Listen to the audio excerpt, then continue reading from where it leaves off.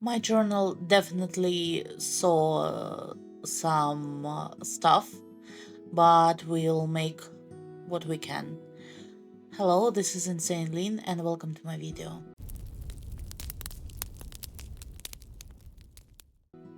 I started with removing pen clip. As you can see, it got broken, so I had to cut that uh, ribbon. Is it a ribbon? Down.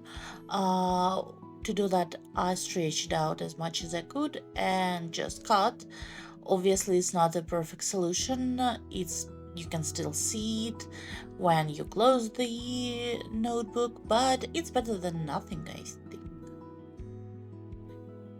After that, I started selecting the materials I want to use for that month, which didn't really take much time and effort because these journals free space is quite small, so it's not like I can use a lot of materials. But even with that, I've chosen some stickers. Probably most of them are from Temu. I've chosen a dot marker, again from Temu, and a washi tape. I don't remember from which collection, but it's Archer and Olive. But you can see later that it didn't work as I planned. I always choose at least one washi tape because I always use washi to make, let's say, chapters, or in that case, months. It makes it really easy to see. Sometimes I use the same for the notebook, but usually I choose several. And although I don't have exact tabs, it's still more enough for me to navigate through. And then I went to do the monthly view.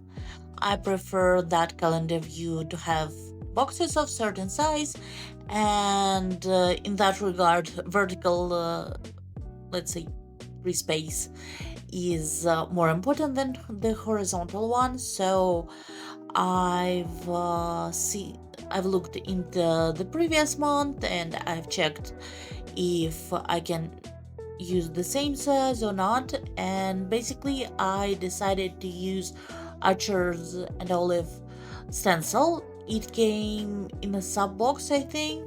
It's a B5 stencil, which is quite nice in terms of having several useful boxes. And I decided to go to use a rounded cornered square, uh, and started counting the dots. And here you can see I did get an issue with that because the dot marker I've tried to use didn't work. It definitely dried out. The dot part worked, but the ink was still too slow and dry, so I decided to throw it out.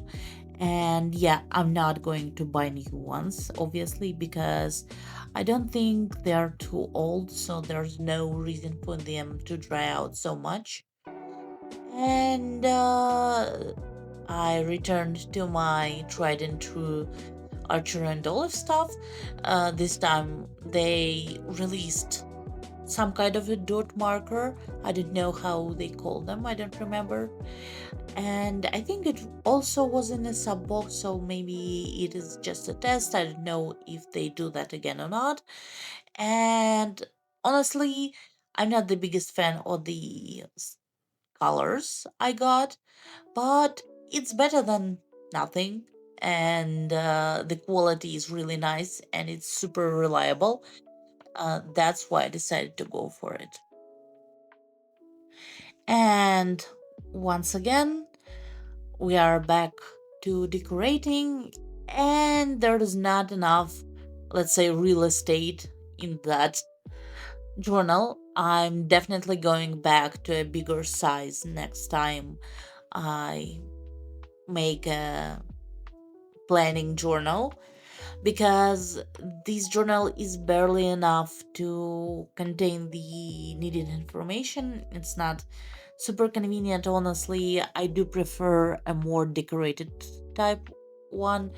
I can obviously use smaller stickers or draw something, but my collection is not so big, and it's not like I have a lot of inspiration to draw stuff right now. So instead of that, I'm just choosing stickers and trying to move around them, um, to see if they fit somewhere nice.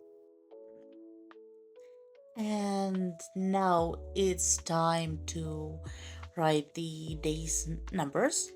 Once again, it's my cyclic planning, so it's going uh, for 4 weeks, and the dates are not exactly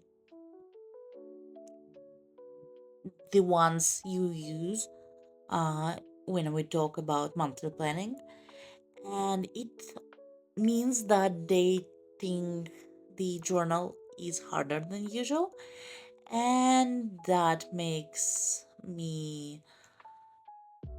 my task harder.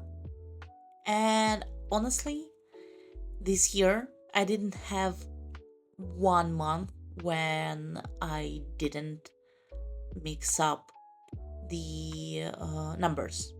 Obviously, it is my third cycle only this year, but still, it is definitely consistent.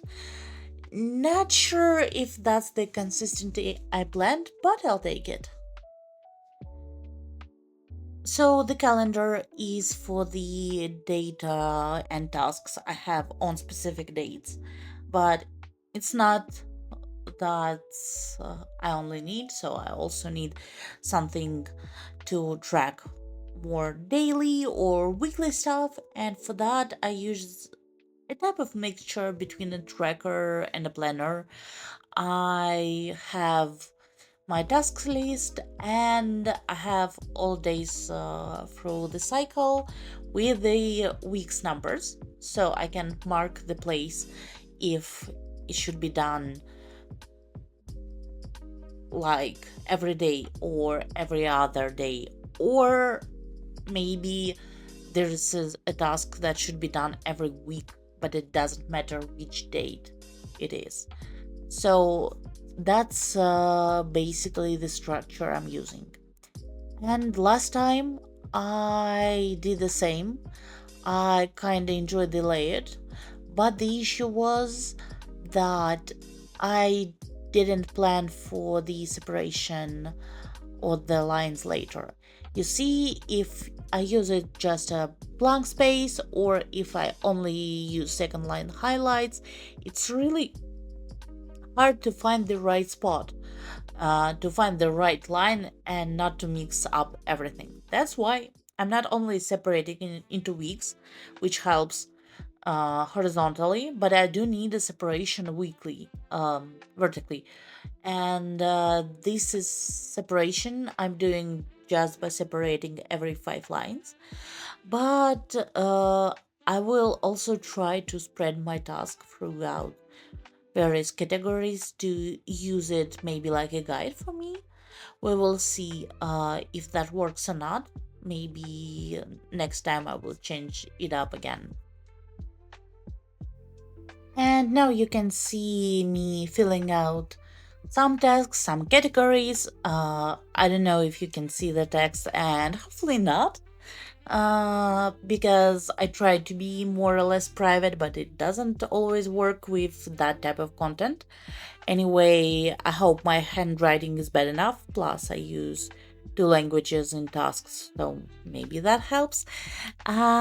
Anyway, I'm just joking. Obviously, if I wasn't comfortable with that, I wouldn't post it online. Uh, I hope you enjoyed my small video with my monthly planning. Again, I'm really happy that some people watch my videos. And if you're one of these people, please subscribe, please like my video, and I hope to see you soon. Bye.